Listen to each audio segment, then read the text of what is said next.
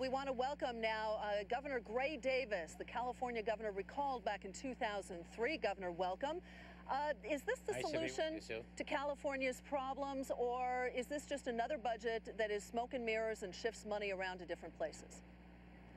Well, let's hope it's at least a short-term fix. But I think the taxes that were imposed in February, $12 billion, they run out in 2 years, and I suspect that some of the reductions in health, human services, and education, so I'm sure some of those cuts will be eliminated in a couple of years. So best case, we have about 2 years before we're back in the soup.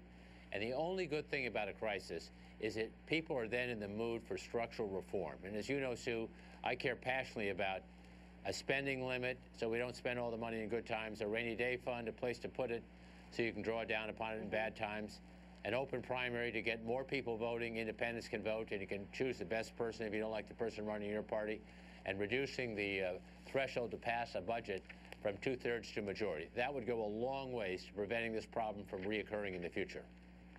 Governor Davis, it's Jane Wells here. How do you feel about reforming the tax structure here, perhaps bringing in a flatter tax to California so it's not so dependent on the wealthiest residents? Well, we clearly need to have a less volatile source of revenue. And I know the governor has a commission looking at this. One idea that I like is to reduce the sales tax. I think the state sales tax is about 5%. The counties have added a good deal more onto it, but reduce it from 5% to 3%, and then flatten it, meaning apply it to law firms and accounting firms and car repair and haircuts and all that stuff, because we're a service economy now. The sales tax was put in at a time we were largely dominated by manufacturing industries. That's not the case anymore. So a sales tax is very predictable, far more so than the income tax. Governor, though, you're going to have possibly taxes going up on municipalities, fees going up on municipalities. Yes, this may buy you time, but what about the bottom line impact to the people of California? I mean, it doesn't seem to go very far in remedying a situation that, if the economy does not improve dramatically, can only get worse. That's a very good point, Sue. I mean, at best, this is a short-term fix for 2 years. I know the governor and the legislature did the best they could, but for this problem to not reappear in the future, we need the kind of structural reform that I suggested earlier.